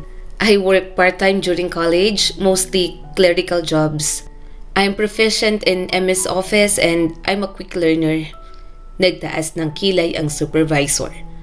Why do you want to work here? I want to grow and I also need a job to start my own life. Pagkatapos ng series of questions, tinawag siya ng HR. Miss Lopez, congratulations! You get the position. Halos mabingi siya sa sarili niyang puso. Talaga po? Yes, please start on Monday. Paglabas niya ng room, dahan-dahan siyang napangiti. Eto na, may trabaho na ako. Pag-uwi niya sa bahay, nadatnan niyang kumakain ang kanyang ina at ang pamilya nito. Inaya siyang kumain pero ayaw niyang sumabay. Kumain na naman siya sa labas. Yung anak mo, nakagraduate lang, nagmamalaki na. Rinig niyang sabi ni Rudy habang papaakyat siya. Napairap na lang siya. Nang makarating sa kwarto, naligo siya agad at nagbihis. Kaka-blow dry niya lang ng buhok nang tumawag si Ivan sa kanya. Napangiti siya rito. May work na ako, sa Monday na ako mag-start. Nahimigan niya ang tuwa sa mukha nito. Mabuti naman, hatid na kita. Susunduin kita sa inyo. Sige. Napakagatlabi siya dahil doon. Sige na, pahinga ka na. Alam kong galing ka pa sa work mo. Bye! Nang sumapit ang umaga ng Monday, 5 a.m. pa lang, gising na si Eliana. Naghanda siya ng baon, kanin at 2 pirasong longganisa. Nag-makeup ng kaunti, nagsuklay at sinuot ang blazer na binili sa ukay. May trabaho ka na anak? Tanong ng kanyang ina na kabababa lang mula sa hagdan. Marahan siyang tumango. Opo, sa isang company lang po sa Makati. Napalunok ang kanyang ina. Anak, nagtatampo ka ba sa akin? Hindi mo na ako masyadong kinakausap. Anak, sorry. Hindi ako nakapunta sa graduation mo. Alam mo namang hindi ko kayang tanggihan si Rudy. Mga in-laws ko ang pinuntahan namin ng araw na yon. Umiwas si Aliana ng tingin. Okay lang ma, sanay na po akong binabaliwala ninyo. Simula nang magpakasal kayo, para bang hindi mo na ako anak. Kapag si Crystal at Macy ang may kailangan sa'yo, present ka. Pero pag ako, hindi mo man lang magawa ng paraan. Alam ko yun at naiintindihan ko. Iisipin ko na lang na mas bata sila at mas kailangan nila ng atensyon mo. Mas matanda ako at mas kaya ko ng sarili ko. Anak, hindi na siya sumagot pa. Umalis na lang siya roon at hindi na lumingon. Ayaw niyang ipahalata kay Ivan na bad mood siya. Kaya pinili niyang ngumiti nang makasakay sa kotse nito. Coffee, binili kita. Nakangiting sabi ni Ivan. Salamat. Habang nasa biyahe, madaldal si Ivan sa kanya. Kaya kahit papaano, nawawala na ang pagiging mahiyain nila sa isa't isa. Nang maihatid siya sa building, hindi niya alam kung paano magpapaalam dito. Hindi niya pa naman ito boyfriend, kaya kumaway na lang siya ng maliit at tinawanan naman ito. Pag-akyat sa opisina, sinalubong siya ng team leader nila na si Miss V. Good morning, Aliana. Welcome to Logistics Data Group. Good morning po. Pinakilala siya sa 4 na ka-team niya. Si Erin na tahimik, si Ron na maingay, si Liza na palaging stressed pero mabait, at si Ivan na kalmado, seryoso, pero mukhang approachable. Pinakita ng mga itong system ang reports at ang flow ng daily tasks. Tumagal ang orientation pero determinado si Aliana na matutunan ang lahat. Guys, overtime tayo, sabi ni Miss V. Urgent ang shipment delays, need natin i-update lahat ng records. Napaawang ang bibig ni Aliana. Ganun po ba? Tinapik siya ni Liza. Hindi ka kasali. Umuna ka na. First day mo kaya sulitin mo na. Next week, puro overtime na tayo. Napangiti siya rito. Salamat po. Sinundo siya ulit ni Ivan. Araw-araw na yung nangyari. Magkalapit lang naman kasi ang office nilang dalawa ng binata. Bago umuwi, inaaya na rin siya nitong mag-dinner. Kaya kapag umuuwi, hindi niya na kailangang sumabay sa pagkain. Sa unang sweldo niya, nabawasan agad ang kalahati para sa pamasahe at sa pagkain. Pero sinunod niya ang pangako sa sarili na mag-iipon siya. Sobrang tipid niya na minsan, kaya namamangha na lamang ang kanyang mga katrabaho. Lifesaver din si Ivan dahil nakakakain pa rin siya ng masarap at nakakalibre ng pamasahe dahil dito. Nag-iipon ako, hindi ako mabubuhay ng walang ipon. Kahit pa may mga gabi na dilata lang ang kinakain niya. Kapag hindi sila nakakapag-dinner ni Ivan, kahit kaunti lang ang blouse na pangpasok niya, kahit hindi siya sumasama sa gala ng office mates dahil ayaw niyang gumastos, okay lang sa kanya. Nanatili siyang disiplinado kasi may malaking pangarap siya. Gusto niyang makabili ng sariling bahay. Kung hindi pa kaya, kahit makabukod lang muna. Pili ka ng gusto mo, Aliana, sabi sa kanya ni Ivan nang pumunta sila sa isang department store sa mall. Nanlaki ang mga mata niya. Aha? Ayoko, wala pa akong pera. Ako ang magbabayad. Matamang tumingin sa kanya si Ivan. Tuwing nagdi-date tayo, napapansin ko na paulit-ulit lang ang suot mo. Bukod doon kapag napapadaan tayo sa mga butik, alam ko may mga gusto kong bilhin pero tinitipid mo ang sarili mo. Umiling si Aliana. Huwag na, nakakahiya na gumastos ka pa sa akin. Hindi mo naman ako girlfriend. Pero nanliligaw ako. Umaasa ako na maging girlfriend kita. Bakit? Wala ba akong pag-asa, Aliana? Bahagya siyang napairap. Ano to? Strategy mo para malaman kung may pag-asa ka o wala? Tumawa ang binata. Of course not. Gusto ko lang talagang bilhan ka ng mga damit. Huwag mo sanang tanggihan, please. Mataman niya itong tiningnan. Ilang buwan nang nanliligaw sa kanya si Ivan. Nakita niya naman ang effort nito sa kanya. Hindi pa rin ito nagkakaroon ng girlfriend. Ayaw niyang maniwala noong una, pero talagang gusto siya nito simula high school pa lang sila.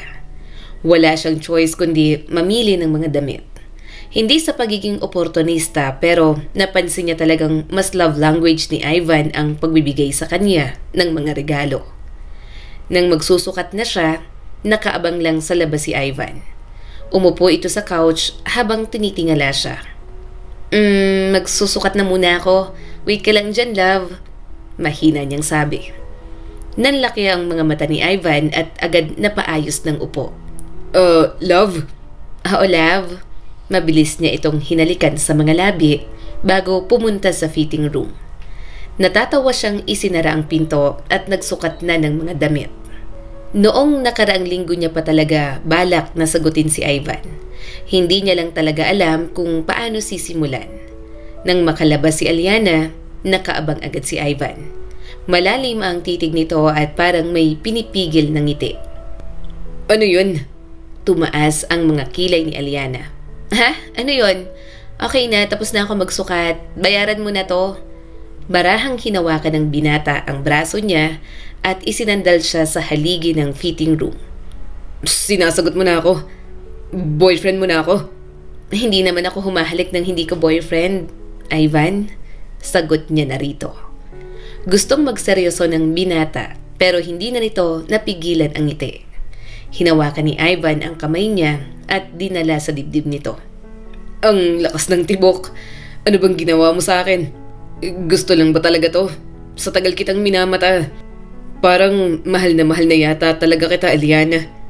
Siya naman ang natawa sa sinabi nito. Simula noon, maraming magagandang bagay ang nangyari sa buhay niya. Malaki na ang pera niya sa kanyang savings, nakakapag-ipon na siya kahit papaano. Napangiti siya nang makitang may kalahating milyon na siya sa kanyang savings. Pero kabaliktaran naman ang nangyayari sa asawa ng mama niya na si Rudy. Nabalitaan niyang nawalan ito ng trabaho. Ewan niya kung anong nangyari. Hindi na siya nagtanong pa. Wala rin namang pakialam ang mga ito sa kanya. Pagka-uwi niya, nagulat siya nang makitang inaabangan pala siya ng pamilya ng kanyang mama. Mabuti at dumating ka na. Malamig na bungad ni Rudy. Kumunot ang noo niya. Para bang hinintay talaga siya ng mga ito. Hindi niya alam kung ano ang meron. Anong meron? Tanong niya sa mga ito. Sumingit ang mama niya na halatang kinakabahan at may kailangan. Anak, gusto ka sana naming makausap. Alam kong may ipon ka na, may trabaho ka na. Baka naman pwedeng tulungan mo kami. Bayaran mo sana ang tuition fee ng mga kapatid mo. Alam mo namang walang trabaho si Rudy ngayon. Agad siyang umiling. Ayoko, inipon ko yon. Bakit ko gagastusin sa inyo? Nagsalubong ang kilay ni Rudy. Yan ang nga bang sinasabi ko. Madamot at nagmamalaki ang anak mo. Kaya namang tumulong, hindi pa gawin. Nagtaas ng kilay si Crystal. Ate, ano ba naman yung mag-share ka? Pamilya tayo, di ba? Humigpit ang kapit ni Aliana sa kanyang bag. Kayong dalawa? Kailan ba ninyo ako tinuring na pamilya? Tawag niyo na akong nagmamalaki at padamot. Wala akong pakialam. Pinaghirapan ko to. Nakiusap pa ang kanyang ina. Pero kailan mo rin iintindihin na may problema tayo? Kinagat ni Aliana ang loob ng pisngi niya at pinipigil ang sarili. Anong problema? Tuition ng magkapatid na to na hindi naman ako narespeto? Mama, hindi ko sila pamilya. Ikaw lang ang may pamilya sa kanila. Kung mag-give back man ako, ikaw lang ang gusto kong makinabang dahil kahit na may pagkukulang ka sa akin, hindi naman ako lalaki ng ganito kung wala ka. Pero ang mga to, hindi ko sila tutulungan, ma. Wala silang maaasahan sa akin. Sorry. Hindi kami makakapag-enroll. Dagdag ni Crystal at may paghikbi pa talaga. Ate, tulungan mo naman kami. Parang umikot ang sikmura ni Aliana. Hindi ko kayo responsibilidad. Huwag niyo akong iyakan na para bang may ginawa kayong mabuti sa akin. Simula nang magpakasal ang mga magulang natin, palagi niyong pinaparamdam sa akin na hindi na ako parte ng pamilya. Ngayong namang problema, biglang ate niyo na ako? Biglang pamilya na tayo? Nag-iba ang mukha ng kanyang ina. Paano ka nakakapagsalita ng ganyan? Tinuring ka rin namang anak ni Rudy. Dito ka tumira. Dito ako tumira kasi nandito ka, ma. Pero kung nabigyan lang ako ng choice ng mas maaga, aalis ako rito. Alam mo pong hindi ako tinuturing na anak ng asawa mo. Sagot ni Aliana, puno ng sakit pero hindi niya pinapakita. Hindi ko responsibilidad ang pag-aaral ng dalawang yan. Bakit ba kasi ang damot mo? Sigaw ng kanyang ina. Hindi mo ba naiisip ang mga kapatid mo? Tama! Dagdag ni Rudy. Kung kami nga gumagasto sa pagkain mo, tirahan mo nun. Bakit hindi mo kami matulungan ngayon? Para siyang sinaksak sa sinabi nito. Ngunit hindi siya umatras. Hindi ko ibibigay ang savings ko para dyan sa dalawang yan. Wala kayong ambag sa pag-aaral ko. Kung anong meron ako ngayon, ako ang naghirap doon.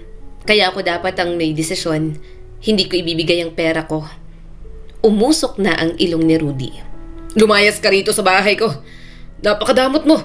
Lumayas ka.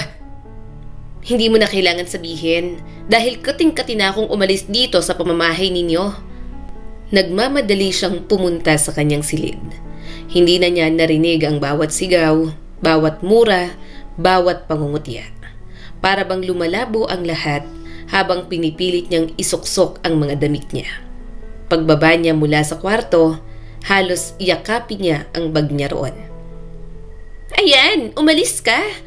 Sigaw ni Macy, nakapamewang at nakataas pa ang kilay. Ang damot mo! Wala kang puso! Kakarmahin ka rin! Akala mo maging successful ka pa? Hindi, kasi ang pangit mo! Hindi na tumingin si Aliana. Ayaw niyang patulan ang magkapatid. Masyado na siyang nasasaktan at napapagod.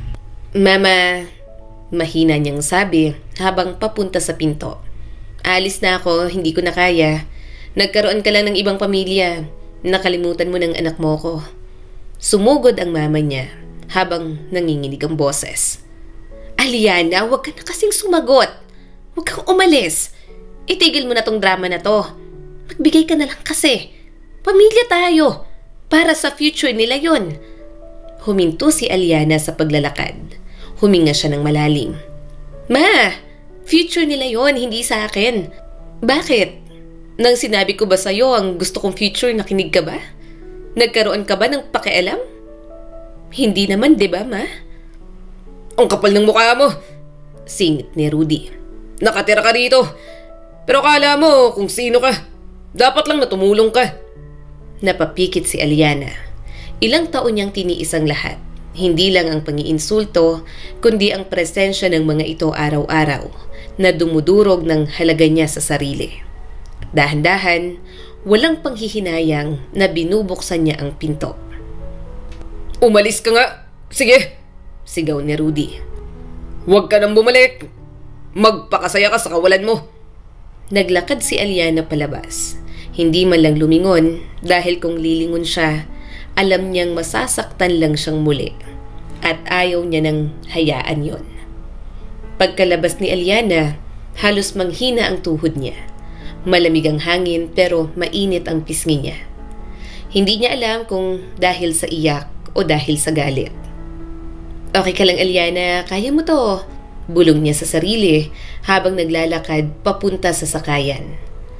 Pero noong makalayo na siya, doon bumuhos ang kanyang mga luha. Tahimik lang yon at walang hikbi. Natagpuan niya na lang ang sarili sa isang pinakamalapit na hotel. Nakatayo si Aliana sa harap ng maliit na counter. Magkano po ang cheapest room ninyo for one night? Mahina niyang tanong. Tiningnan siya ng receptionist sa ngumiti. 700 po, ma'am. Pagpasok niya sa room, isang kama, maliit na mesa at isang TV lang ang nandoon. Napaupo siya sa gilid ng kama. Parang biglang tumahimik ang mundo. At doon niya naramdaman ang bigat ng lahat.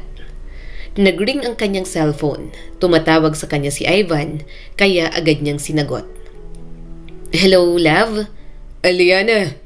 Agad nitong tanong. Bakit ganyan ang boses mo? Umiiyak ka ba? May nangyari? Hindi siya nakapagsalita agad. Aliana. Ulit ni Ivan, ngayon ay may halong kaba.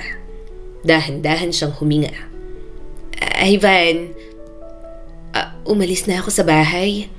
Bakit? No, alam ko kung bakit. Nasaan ka? Pupuntahan kita. Huminga siya ng malalim. Nasa hotel ako. Hindi mo kailangan. Aliana, nasaan ka? Putol pa nito. Nagpaubaya na siya. Pagod na siyang magtago. Nasa Sakura Hotel. Yung maliit lang malapit sa terminal. Malapit sa amin. Sige, 15 minutes. Hintayin mo ako. Pagdating ni Ivan, kumatok ito. At pagpasok, agad na lumapit kay Aliana para yakapin. Love, anong ginawa nila sa'yo? Tanong ni Ivan, malumanay pero may galit na pilit nitong itinatago. Umiling si Aliana.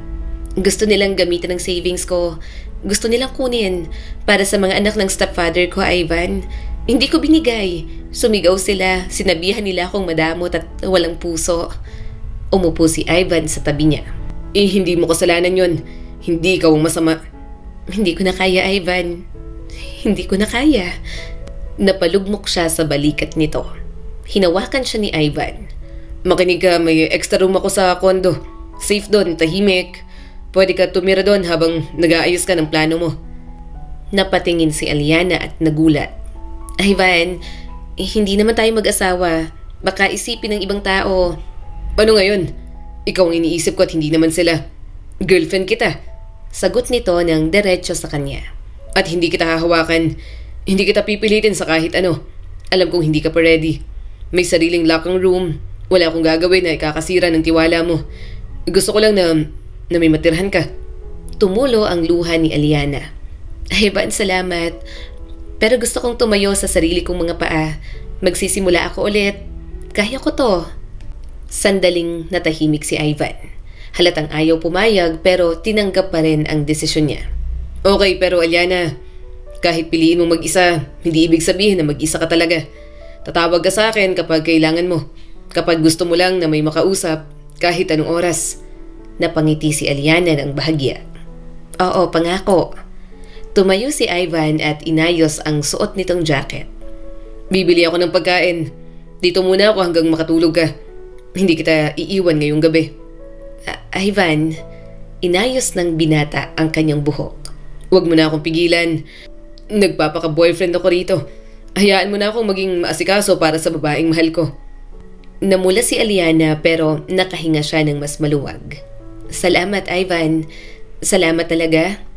Pag-alis ni Ivan upang bumili ng pagkain, tumingin si Aliana sa mga gamit niya. Yun lang ang mayroon siya, pero yun din ang patunay na kaya niyang magsimula muli. Pinunasan niya ang luha, huminga ng malalim at tumingala sa kisame. Sa wakas, nakaalis na rin siya sa bahay na yon. Unti-unting nasanay si Aliana sa pagiging independent. Sa kauna-unahang pagkakataon, nagigising ng walang tumatrato sa kanya na parang pabigat sa bahay. Nagsimula na muna siyang mangupahan sa isang maliit na kwarto. Natuto siyang mamuhay ulit ng simple. Sa bawat linggo na lumilipas, dahan-dahan ding nabubuo ang kapayapaan niya. Nag-aayos siya ng kwarto tuwing linggo. Nagsisindi ng mumurahing vanilla candle na nabili niya sa sale. Na-e-enjoy niya ang kanyang freedom. At sa lahat ng yon, si Ivan ang tahimik ngunit matibay na sandalan niya. Sa kondo ka na lang please. Nag-aalala ako kapag mag-isa ka rito. Bulong nito sa kanya habang nakaupo siya sa kandungan nito. Mahina siyang tumawa. Huwag kang OA, okay lang ako rito. Mas humigpit ang yakap ni Ivan. Kung ganun, ako hindi okay sa kondo ko. Dito na lang ako. Titira ako rito kahit dyan na lang ako sa sofa. Hinampas niya na ito. Hindi ka kasya, ikaw talaga. Sige, dito ka matulog ngayong gabi pero uuwi ka pa rin. Umungol ang boyfriend niya. Magpakasal na nga lang tayo. Nakakabaliw kapag wala ka sa tabi ko. Malakas na lang silang tumawa. Napag-usapan nila yon pero syempre may mga career pa sila. Kaya bibigyan muna nila yon ng panahon bago mag-settle down. Sobrang na-appreciate niya ang mga bagay na ginagawa ng kanyang boyfriend. Inaaya nito si Alianang kumain tuwing weekend, nagkukwento ng mga nakakatuwang pangyayari sa trabaho para lang mapatawa siya. Mas madali ang pagngiti kapag si Ivan ang kaharap at hindi ito kailanman humingi ng kapalit. Hindi nito minamadali ang paghilom ni Aliana. Hindi siya nito pinipilit na mag-move on agad. Tahimik lang itong nananatili ng may paggalang. Sa presensya ng kanyang boyfriend, unti-unting naalala ni Aliana na karapat-dapat siya sa kabutihan. Karapat-dapat siyang tumawa, karapat-dapat siyang pahalagahan. Unti-unti, natuto siyang huminga ulit. Unti-unti, nakikita niyang hinaharap na sa wakas, kanya na talaga. Congratulations, Aliana! Saad ni Ma'am Jess. You deserve this promotion. Ngumiti siya kahit nanginginig ang labi. Maraming salamat po, ma'am. Sobrang salamat po. Paglabas niya sa office, halos mabingi siya sa sarili niyang kaba at saya. May pumalakpak na mga office mate niya at binati siya. Gusto pang mag-treat siya kaya napasubo na lang. Sige, sa Friday, sweldo, promise, libre ko kayong lahat. Nang sumapit ang uwian, agad niyang niyakap si Ivan na sundo niya. Natatawa naman ito dahil akala ay naglalambing lang siya. Nagtama ang kanilang mga mata. Ang lambing mo, anong meron? Malumanay na tanong ng binata. Labis ang kagalakan sa puso ni Aliana. Napromote ako, Ivan. Nanlaki ang mga mata nito. Wait, talaga? Tumango siya at bago pa niya maawat si Ivan, bigla siyang niyakap ulit ng binata. Walang pakialam kung may nakatingin. Mahigpit, halos buhati na siya at ramdam na ramdam ang saya. Proud na proud ako sa'yo. Bulong nito sa tuktok ng ulo niya. Sobra. Huy, nakakahiya. Natatawang sabi ni Aliana habang lumilinga sa paligid. Huwag mo akong buhatin. Nakatingin na sa atin yung mga guard at lumalabas sa building. Pero tawa lang ang narinig niya mula rito. Nang makapag-ipon, nakabili na siya ng bahay. Installment niyang binayaran yon at okay naman sa kanya. Tinulungan pa siyang maglipat ng kanyang boyfriend. Bakit bumili ka pa ng bahay? Kapag kinasal tayo, huwag kang mag-alala. May bahay ako para sa magiging pamilya natin, sabi ni Ivan. Napangiti siya rito. Siyempre, iba naman ang may sariling bahay. Gusto ko ng something na masasabi kong sariling acquired ko. Gusto ko rin na tirhan ko to habang single pa ako. Kung hindi na makatira, at least may bahay ako. Pwede kong paupahan sa iba. Investment na din, pamana rin sa mga magiging anak natin. Lumapit si Ivan at hinalikan siya sa sentido. Ilan ang gusto mong anak? Ako kasi 10. Nanlaki ang mga mata niya. Baliw ka? Anong 10? Ang liit-liit ko. 3 lang. Humalakhak ang kanyang boyfriend. Binibiro lang kita. Ikaw naman ang magbubuntis kaya nasa iyo ang desisyon, Aliana. Tahimik ang Sabado ng hapon ni Aliana. Nakaupo siya sa tapat ng maliit na mesa. Kapag wala siyang trabaho, mga sideline niya ang kanyang inaatupag. Huminto lang siya nang biglang mag-vibrate ang kanyang cellphone. Napakunot ang noo niya. Pagbukas niya, sunod-sunod ang post na nakatag sa mga friend niya na friends din ng kanyang mga stepsister. Hindi niya inaasahan ang makikita. May mga posts mula kina Crystal at Macy. Kay Crystal, binasa niyang caption. Finally, officially enrolled at Fairfield International College, new journey unlock. Kasama ang 3 pictures, naka-all white na damit, hawak ang Starbucks cup, tapos selfie sa harap ng malaking gate ng campus. Tumaas ang kilay ni Aliana. Sumunod naman niyang binasa ang caption ni Macy. Blessed and grateful, Fairfield International, here I come. Kasama ang pictures ng bagong iPad, bagong laptop at bagong tote bag na branded. Tumigil si Aliana. Napailing siya bigla. Fairfield? Prestigious private school to ah. Akala ko ba wala nang trabaho si Tito Rudy at maraming utang? San kaya nila kinuha ang pang-enroll? Ay, pero hindi ko na naman problema yon. Pero kahit paano, hindi niya maiwasang ma-curious. Kasi kilala niya ang pamilya ng mga ito. Kilala niya kung gaano kahirap ang sitwasyon sa bahay nang umalis siya roon. At mas kilala niya kung gaano kadali magsinungaling ang 2 stepsisters niya. Lalo na kapag tungkol sa pera at pagyayabang. Hinayaan niya na lang at hindi niya na masyadong inisip. Pero isang gabi, may magbabalik sa buhay niya na hindi niya inaasahan. Kauuwi lang niya mula sa trabaho. Nagulat na lang siya nang makitang nag-aabang sa labas ng bahay ang kanyang ina. Anak? Bulong ng kanyang nanay bago tuluyang humagulgol. Hindi alam ni Aliana kung ano ang mararamdaman. Gulat, awa, galit. Hindi niya talaga alam. Pasok po, mahina niyang sagot kahit kinakabahan pa rin ang dibdib. Pumasok ang kanyang ina na parang nahihiya pa. Umupo ito sa sofa at hindi makatingin ng diretsyo. Gusto mo po ng tubig? Tanong ni Aliana. Wala po akong sinaing. Magsasaing pa po ako ma. May ulam naman ako na pwedeng i-reheat. Umiling ang kanyang ina. Hindi na anak. Nandito ako kasi kailangan kong makausap ka. Umupo siya sa tapat nito ng marahan. Kalmado pero may distansya. Ano pong nangyari? Huminga ng malalim ang kanyang ina, saka napahawak sa dibdib. Aliana, yung school ng mga kapatid mo, may financial audit daw. Tinitingnan na nila ang mga estudyanteng may mga balance. At ngayong mid-sem na, anak, baka madrop sina Crystal at Macy. Hindi umimik si Aliana. Pinigilan niya ang sarili na mag-react. Anak, ikaw na lang ang pag-asa ko. Nagsusumamo ang kanyang ina. Hindi ko sila matitiis. Ayokong masira ang pag-aaral nila. Hindi sila sanay sa ganitong problema. Hindi katulad mo na matibay. Sa huling salita, napangiti si Aliana ng mapait. Hindi naman siya matibay. Naging matibay lang kasi wala siyang choice. Umiling si Aliana. Ma, kaya niyo po ba talagang pag-aralin sila sa school na yon? Hindi, pero humikbi ang kanyang ina. Kinailangan namin. Gusto naming ibigay sa kanila kasi yun ang gusto nila. Doon napapikit si Aliana.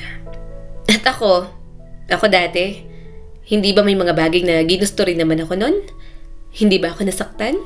Kung gusto nila, silang gumawa ng paraan. Malalaki na sila. Kaya na nila yon. Anak, tuloy ng kanyang ina. May utang na rin kami. Malaki-laki. May mga naniningil. Si Rudy ay ginugulo na nila. Ma, mariin siyang umiling. Hindi ako maglalabas ng pera sa mag-aamang yon. Parang tinamaan ng kidlat ang kanyang ina. Anak, kahit pang-enroll lang nila, kahit panghulog man lang, kahit kalahati. Hindi po. Humigpit ang hawak ni Eliana sa throw pillow. Hindi dahil galit siya, kundi dahil kinailangan niyang gawin yon. Kasi kung tutulong ako ngayon, uulit at uulit ito, hindi matatapos. Eliana, anak naman. Ito na lang ang isa kong hiling. Kapag nakatapos sila, hindi ka na namin lalapitan. Pero ngayon, kailangan kanila. Pero sa halip na maantig, mas lalo lang tumatag ang puso ni Eliana. Ma, hindi ko responsibilidad ang mga desisyon at pagkakamali nyo. Hindi po pamilya ang turing nila sa akin nun. Parang kinalimutan mo na ako para sa kanila. Bakit ma? Ni minsan ba, tinanong mo ko kung okay pa ba ako habang nag-aaral at nagtatrabaho? Kung kinakaya ko pa ba kahit walang suporta mo? Yung graduation ko, college graduation na pinakamahalagang milestone para sa akin, hindi ka dumalo. Nag-celebrate ako kasamang ibang tao. Hindi ko kaano-ano, hindi ko kadugo. Pero bakit sa dalawang yon na hindi mo naman mga anak, ang galing mong gumawa ng effort, ma? Kasi ano, mga anak sila ng lalaking mahal mo? Paano ko, ma? Anak mo ko. Sa'yo ako nang galing pero nakalimutan mo na akong pahalagahan. Natigilan ang kanyang ina. Humigpit ang hawak nito sa laylayan ng sarili nitong blouse. Pero kahit ganon, huminga ng malalim si Eliana. Hindi ko kayo kinamuhian. Nangakong kapag nakaluwag ako, tutulong ako. Pero sa'yo lang at hindi sa kanila. Pero ba, iba ng sitwasyon ngayon. Nabuo ko ng buhay ko. At hindi ko hahayaang gibain ulit dahil ang kailangan nila ng tulong. Kasi ng mga panahong kailangan ko ng tulong, wala kayo para sa akin. Wala. Humagulgol ang kanyang ina. Eliana, paano sila? Paano ang mga kapatid mo? Wala silang ibang aasahan. Ma, hindi ko sila kapatid. Wala akong pakialam. At hindi ko responsibilidad ang buhay na pinili niyong ibigay sa kanila. Pero pamilya mo kami. Napailing si Eliana. Ma, pwede ko kayong payuhan. Pwede ko kayong samahan. Pwede ko kayong tulungan maghanap ng trabaho o magplano kung paano masusolusyonan yan. Pero pera? Hindi po. Kung hindi nyo na kayang buhay na yan, pwede kayong umalis. Pwede kayong tumira sa akin. Tatanggapin pa rin kita kasi nanay kita. Pwede tayong magsimula ulit. Pwede kang humiwalay kay Tito Rudy kung kailangan. Nilingon siya ng kanyang ina. Gulat at namumugto ang mata. Anak, hindi ko kayang iwanan sila. Asawa ko si Rudy. Nagtagal ang katahimikan. Yun ang sagot na inaasahan ni Eliana. Yun ang sagot na lagi namang pipiliin ng kanyang ina. Mahal ko ang asawa ko. Mahal ko ang mga anak niya. Patuloy ng kanyang ina na para bang hindi siya anak. Hindi ko sila kayang bitawan. Lalo na ngayong may problema sila. At naroon ang sagot. Laging pipiliin ng mama niya ang pamilya na yon. Hindi siya, hindi kailanman siya. Tumango si Eliana dahil sa wakas, tinanggap niya na ang matagal ng totoo. Sige po ma, kung yan ang choice ninyo, rerespetuhin ko. Huwag na po kayong umasa ng tulong sa akin. Wala po kayong mapapala. Alis na ma, mas lalo mo lang dinadagdagan ang sama ng loob ko. Walang nagawa ang kanyang ina kundi ang umalis. Nang siya na lang mag-isa, hindi niya na napigilan ang mga luha. Ni hindi man lang ito nagsorry. Yun lang naman ang kanyang hinihintay. Pero walang binigay ang kanyang ina.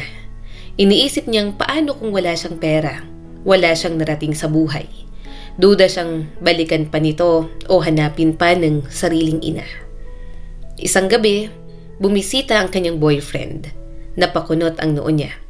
Ivan, akala ko may meeting ka pa. Natapos na ng maaga. Sagot nito, pero may kakaiba sa ngiti.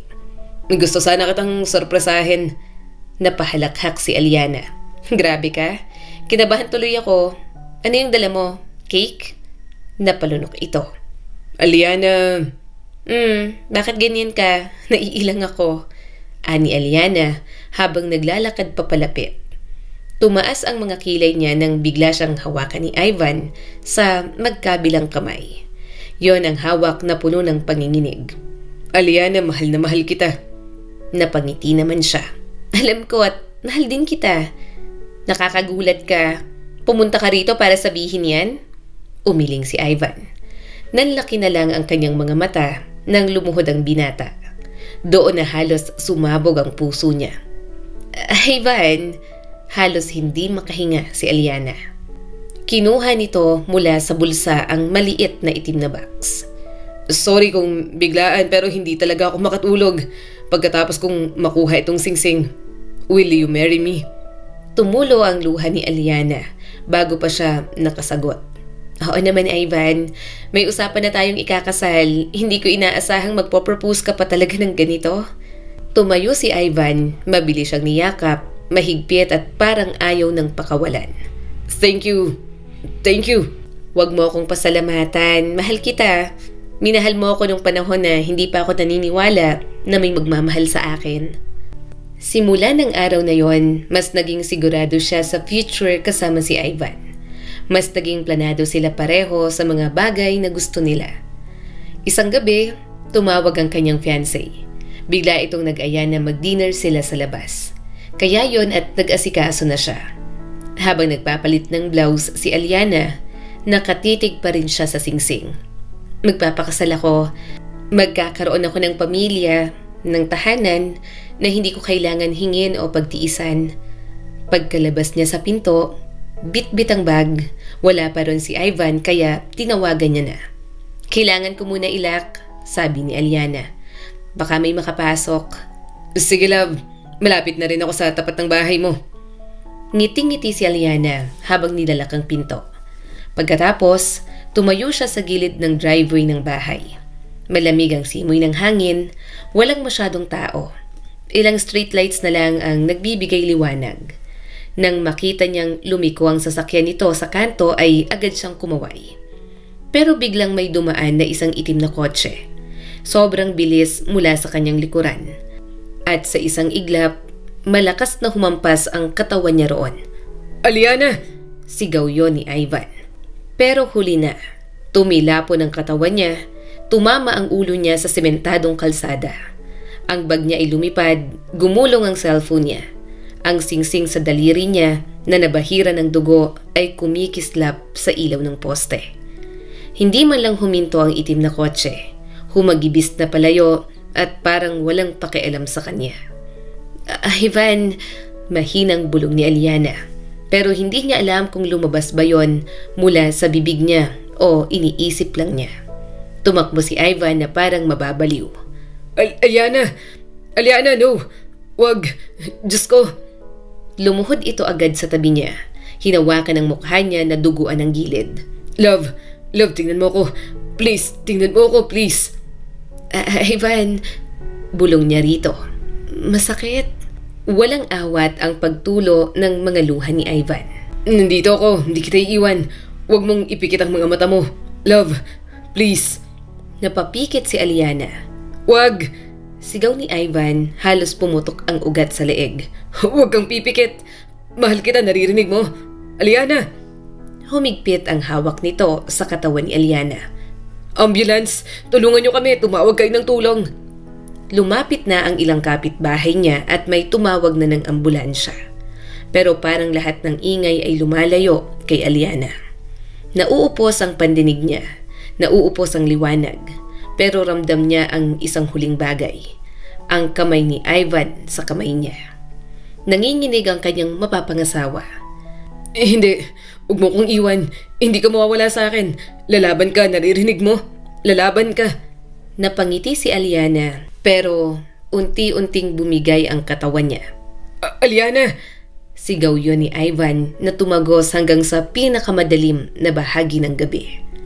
At habang papalapit ang ambulansya, hawak pa rin ni Ivan ang kanyang kamay na malamig at unti-unting kumakawala sa kamalayang mayroon siya. Hindi niya na alam kung ano ang nangyari pagkatapos nun. Ang alam lang niya, para siyang naglalakad sa kawalan. Wala siyang ibang makita.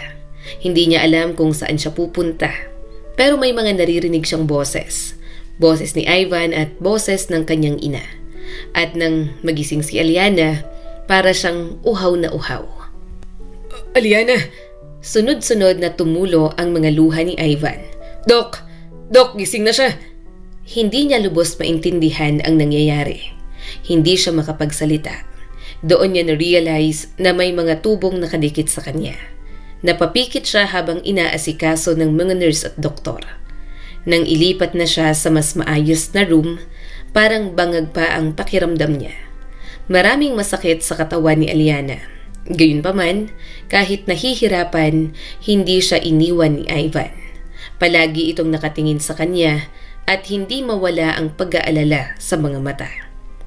Ivan, tubig? Mahina niyang sabi rito. Agad naman itong kumilos at pinainom siya. Nang makainom, hinayaan siya ulit nito na makahiga. Ilang araw akong walang malay? Tanong ni Aliana. Hinawakan ni Ivan ang kamay niya. 2 linggo.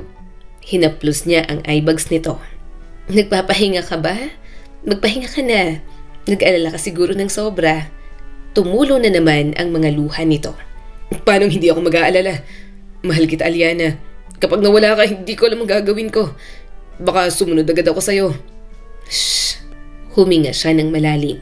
Huwag mong sabihin yan. Hindi niya kakayanin yon. Kapag nawala siya, gusto niyang mangarap pa si Ivan. Gusto niyang magpatuloy pa rin ito sa buhay. Sinadya tong ginawa sa'yo. Mariing sabi ni Ivan. Ang stepfather mo, siyang bumangga sa'yo ng gabing yon. Nanlaki ang mga mata niya. Ano? Hinawakan ni Ivan ng mahigpit ang kamay niya at ramdam ang galit nito. Sinuplong siya ng mama mo, kaya nasa bilangguan ng Rudy na yon. Inaasikaso ng pagsasampa ng kaso laban sa kanya. Mabibilanggo siya kasi umamin din naman siya sa kasalanan niya. Hindi niya napigilan ang pagluha. Hindi siya makapaniwala na magagawa yon ng asawa ng kanyang ina. Alam niyang naging matigas siya sa mga ito. Hindi siya tumulong, pero sapat ba yon para saktan siya ng ganoon? Nandito ang mama mo kanina. Mahinang sabi ni Ivan. Nandito siya at nagbabantay din sa'yo. Pinauwi ko nga muna kasi hindi na nakakapagpahinga. Pero alam niya na gising ka na, kaya pupunta na raw siya rito. Marahan na lang siyang tumango. Maya-maya ay dumating na ang kanyang mama. Agad siya nitong niyakap at umiyak na ng umiyak. Sorry anak. Sorry anak ko. Napahagulgul siya. Okay lang ma. Okay lang. Okay lang kasi nabuhay naman siya. Okay lang dahil nagsorry na naman ito. Okay lang kasi kahit sa kabila ng lahat, mahal niya pa rin ang kanyang mama. Nagpagaling siya kasama sina Ivan at ang mama niya. Hindi na bumalik ang kanyang ina sa bahay ng asawa nito. Para kasing simula ng aksidente, doon lang ito nagising na napabayaan talaga siya. Nakita niya rin ang pagsisisi nito, lalo na nang malamang si Rudy ang bumangga sa kanya.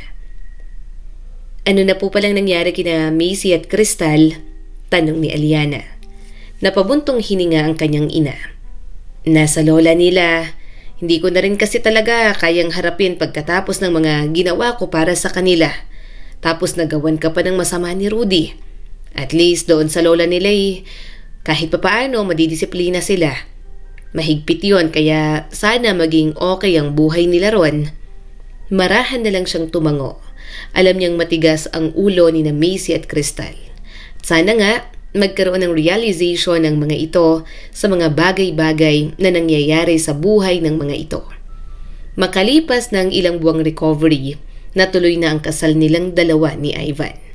Masaya siya dahil nandoon ang kanyang mama. Sa huli, katulad ng dati, sila pa rin ang magkasama hanggang dulo. Marami itong pagkukulang at nagkaroon pa sila ng samaan ng loob. Pero hindi niya naman maitatanggi na kalahati ng buhay niya, ang mama niya ang kanyang nakasama. Kaya hindi niya ito magawang talikuran kahit gaano pa kasakit ang ibinigay sa kanya. Sa kwentong ito ni Aliana, ipinapaalala sa atin na hindi masama ang magmahal. Pero kailangan may hangganan ang pagbibigay, lalo na kung paulit-ulit tayong sinasaktan at ginagamit. Sa bawat pagsubok, sa bawat luha, may liwanag na naghihintay kung handa tayong kumawala mula sa nakaraan at yakapin ang sarili nating kinabukasan. At higit sa lahat, paalala ang buhay ni Aliana na karapatan ng bawat tao ang maging masaya, mahalin ng tunay at makalaya. Maaari tayong bumagsak, masaktan o masubok ng paulit-ulit. Ngunit hindi kailanman mawawala ang pag-asa. Sapagkat ang buhay, gaano man kabigat ay laging nagbibigay ng panibagong pagkakataon para ayusin ang sarili. Piliin ang kapayapaan at hanapin ang pag-ibig na hindi kailanman magtataksil o mananakit sa atin. Muli, ako po si Skylar Guro at sana ay may bago na naman kayong natutunan sa kwento natin ngayon. Maraming salamat po.